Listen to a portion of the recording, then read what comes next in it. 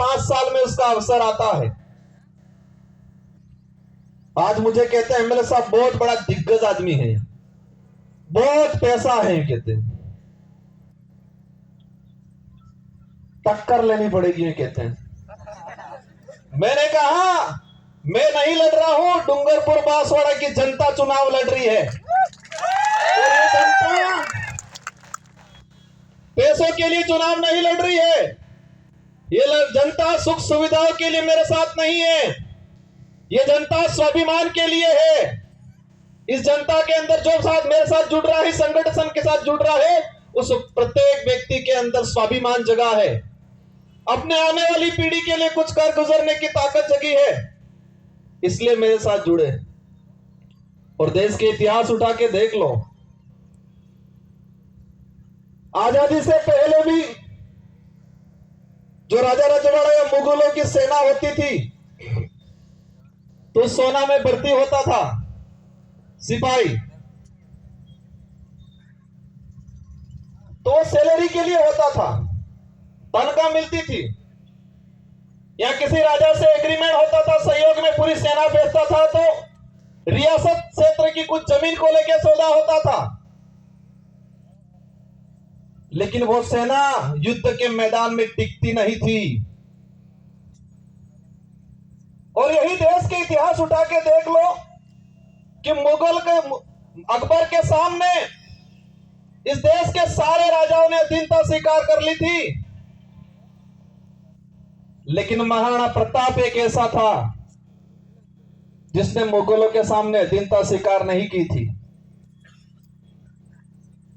देश के इतिहास में पढ़ाया जाता है, हमारे बड़े बुजुर्गों से सुनते हैं कि देश के अंदर सारे राजाओं ने अकबर की अधीनता स्वीकार कर ली, लेकिन राणा प्रताप ने अधीनता स्वीकार नहीं की, क्योंकि देश के अंदर अन्य जो राजा थे उनकी जो सेना थी वो सैलरी पे थी, तनख्वाह पे थी। देश के अंदर जो अन्य राजा थे उनके सहयोग में आई हुई सेना कुछ जमीन के लालच में आई थी मदद करने, लेकिन राणा प्रताप के साथ में जो सेना थी वो तनख्वाह वाली सेना नहीं थी, वचन वाली सेना थी, और वो भीलों की सेना थी। किसकी सेना थी? भीलों की सेना थी, पठानों की सेना थी। अगर वो तनख्वाह वाली सेना होती तो युद्ध के मैदान में टिकती नहीं। वो स्वाभिमान के लिए, अपने वचन के लिए गई थी राणा प्रताप के साथ, और इसीलिए देश के अंदर महाराणा प्रताप के नाम से उनको जाना जाता है। और उनके भाई थे शक्ति सिंह और जगमाल, वो भाई भी उनके साथ में नहीं थे। इससे यह सिद्ध होता है कि महाराणा प्रताप को किसने साथ दिया। उनके परिवार के लोग भी हट गए थे, वो भी मान सिंह की गोद में जाके बैठ गए थे। उस कुल के लोग हैं ये। और मुझे पता है कि इस कांग्रेस और बीजेपी के बहकाव में आके उनसे पैसा लेके ये काम नहीं करेंगे। ये लोग स्वाभिमान के लिए काम करेंगे, ये वचन के लिए काम करेंगे, आने वाली पीढ़ी के लिए काम करेंगे। मेरी बात को आप समझ गए होंगे कि हमारे लोगों ने महाराणा प्रताप को वचन दिया था, तनख्वाह मिली थी, फौज में हमारे लोग भर्ती नहीं हुए थे, तनख्वाह की बेसिस पे नहीं हुए थे, पूरा गांव के सिपाही लोग, जवान लोग गए थे, वो वचन दिया था।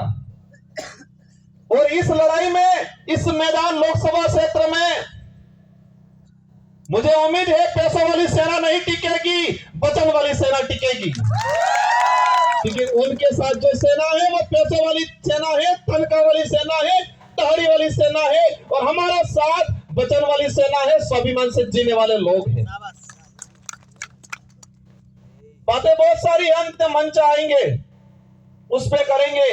हमारी लड़ाई सीधी सी है कि इस क्षेत्र में संविधान के अनुरूप आरक्षण लागू हो जाए। यहां का कलेक्टर, एसपी, संभागीय आयुक्त क्लियर कर दे कि संविधान के भाग इसमें 5वीं अनुसूची के तहत क्या प्रावधान है, कितना आरक्षण मिलना चाहिए। आरएस भर्ती की अगर बात करें, हमारी जो मांग है दूसरी, प्रशासनिक सेवा के अंदर हमारे यहां के लोगों को प्रतिनिधित्व मिलना चाहिए। हमको एक लेलुपोट दे दिया, दिनेश सेवा के अंदर भर्तियां देंगे, पद देंगे। और उसमें भी मैंने देखा 3 भर्तियां 2013, 2016, 2018। अनुसूचित क्षेत्र के अंदर दिनेश सेवा के 109 पद आए, एसटी के लोगों को मिले 42, ओपन कैटेगरी में गए 67 और एससी समाज को मिले 0 और ओबीसी वालों को तो पता ही नहीं है हम है कौन, हम आते कहां है वही नहीं पता है हमको। और मैं कहता हूं इस क्षेत्र से अगर ओबीसी की किसी ने आवाज उठाई थी, राजकुमार रोत ने उठाई थी। हम हर व्यक्ति की बात करेंगे, लेकिन हमारा हक किसी को मारने नहीं देंगे। एससी समुदाय को 0 सीट 3 भर्तियों में और अधिनेश सेवा के अंदर 67 पद आए, उसमें एसटी एससी रिजर्व कैटेगरी का एक लड़का नहीं गया। हमारे साथ 13 से 14 अधिनेश सेवा के आरएस अधिकारियों के पद मारे गए। इसका गुनहगार कौन? जो ईडी के डर से भाजपा में गए वो है। ये लड़ाई बेरोजगारों की लड़ाई है। ये लड़ाई हमारे क्षेत्र में शिक्षा के क्षेत्र में क्रांति लाने की लड़ाई है। हम सबको लड़ना है। ये चुनाव जीतने तक का उद्देश्य नहीं है, नारे लगाने या पार्टी का नाम लेने तक का उद्देश्य नहीं है। हमको हमारा समाज बचाना है, हमारा देश बचाना है। ये देश का संविधान अधिकार देता है हर व्यक्ति को, हर समाज को अपने हक अधिकार की बात करने का अधिकार है और करना चाहिए हर व्यक्ति को। लेकिन हमारे यहाँ के नेताओं ने इस क्षेत्र को बर्बाद करने का काम किया है। मुद्दे अनेक हैं। ये 400 पार का जो नारा लगा रहे हैं, उस नारे को समझना। इन लोगों की चाल है ये संविधान बदलने की, संविधान को खत्म करना चाहते हैं। और आप सुन लेना, अभी का उदाहरण है कि 26 जनवरी पे बाबा साहब अंबेडकर और सावित्रीबाई फुले की तस्वीर लगाने से टीचर को एपीओ कर दिया जाता है। जिस पार्टी को बाबा साहब अंबेडकर और सावित्रीबाई फुले की तस्वीर से दिक्कत है, वो देश का भला कर सकते हैं क्या?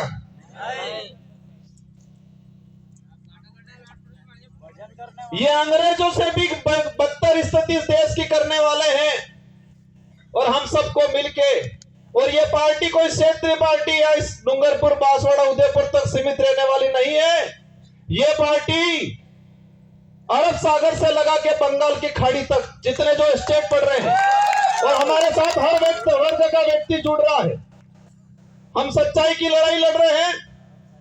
आने वाले समय में मुझे उम्मीद है, मेरी बात पे आप गौर करोगे कि युद्ध के मैदान में सैलरी वाली जो तनख्वाह वाली सेना नहीं टिकती है, युद्ध के मैदान में वचन वाली और स्वाभिमान वाली सेना टिकती है। और वही सेना मेरे साथ है। मुझे पता है हमारे लोग गरीब है, कमजोर है हमारा कार्यकर्ता, लेकिन मुझे यह भी पता है कि उस व्यक्ति के अंदर जमीर जिंदा है, उसका स्वाभिमान नहीं मरा है। वो व्यक्ति डट के मुकाबला करेगा और पूरे भारत की रोमांचक सीट ये होगी। और मुझे दुख भी है, मेरे 84 के कार्यकर्ताओं का दुख है, मेरा भी दुख है।